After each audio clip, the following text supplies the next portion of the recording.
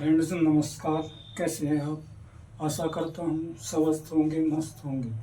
तो फ्रेंड्स मेरे पास भी काफ़ी कमेंट्स आ रहे थे कि सर जी आप भी कॉकरोच पार्टी पर कुछ अपने विचार रखिए। तो देखो मेरा विचार तो ये है कि मेरी उम्र लगभग 70+ है। तो मुझे तो काफ़ी अनुभव है कि कैसे लोगों की कैसी मानसिकता होती है। और हर किसी को ये सोचना चाहिए कि एकदम से बगैर सोचे समझे, बगैर किसी को देखे और एकदम से उसके साथ चल पड़े। तो मैं तो अफसोस करता हूँ ऐसे लोगों की सोच पर कि एकदम से उनके पीछे चल पड़े। और जहाँ तक जैसे मैंने अखबारों में वीडियो में सुना जा रहा कि एकदम से इतने फॉलोअर बन गए, अरे ये कोई बड़ा काम थोड़ा ही है। आजकल ये मोबाइल का सिस्टम है, अब कहीं से न कहीं से इनको तो अपने सबके नंबर मिल जाते हैं। और जैसे सबके नंबर मिले, अपनी कॉन्टैक्ट में लिया, सबको मैसेज भेज दिया। और फॉलो क्या है आजकल, फॉलो करना। अब कई दफ़ा मैंने ऐसी जगह देखा कि जैसा आप अंगूठे से ऊपर को करते हो उसको स्क्रीन को, तो वहीं से वो फॉलो हो जाता है। ये तो टच का मामला है। तो इतने फॉलोवर बनाना मेरे ख्याल से कोई बड़ा काम नहीं है। लेकिन अब मैं इस बात का आंसर दे रहा हूँ कि मैं इनके साथ क्यों नहीं जुड़ा, और अब तक भी नहीं जुड़ा और आगे भी नहीं जुड़ूंगा। इसका कारण सुन लीजिए आप। इसका कारण ये है कि मैंने बहुत पहले एक वीडियो देखा था।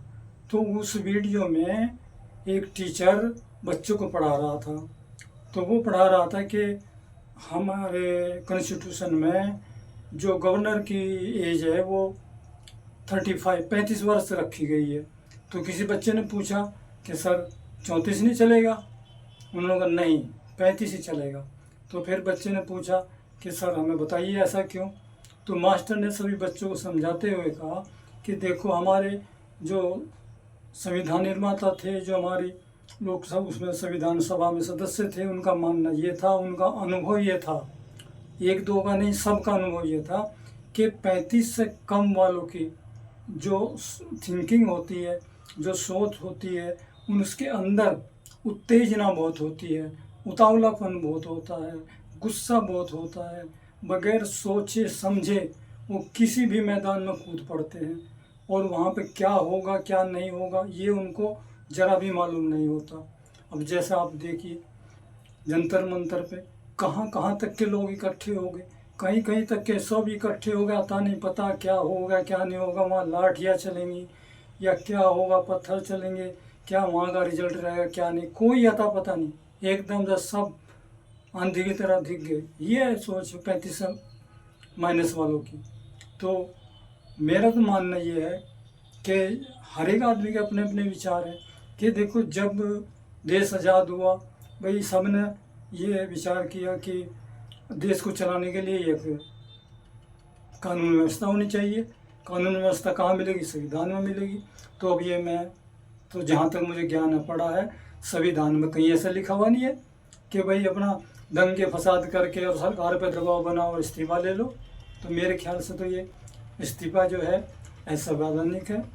और मुझे तो ये इनकी जो इन्होंने प्रथा शुरू की है, मुझे तो ये प्रथा पसंद नहीं है।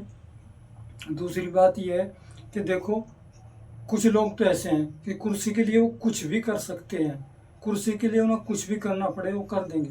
लेकिन ऐसे सब नहीं होते, कुछ ऐसे भी होते हैं, कुछ अधिकारी भी ऐसे होते हैं कि जहाँ उन्हें लगता है कि अब हमारे मान सम्मान को खतरा है, बिगड़ सकता है, हमारा मान सम्मान खो सकता है, तो वो फ़ौरन रिजाइन दे देते हैं कि भैया हमें ऐसी नौकरी नहीं चाहिए, हमें ऐसी राजनीति नहीं करनी जहाँ हमारा कोई मान सम्मान नहीं है।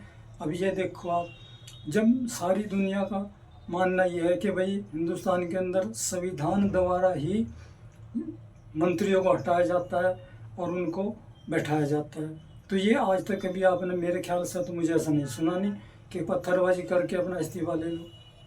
तो फ्रेंड्स मेरा मानना तो ये है कि सभी को ये सुझाव है कि जितने भी बच्चे हों, बूढ़े जवान हों, किसी भी मैदान में कूदने से पहले एक बार नहीं 10 बार सोचें, 10 बार।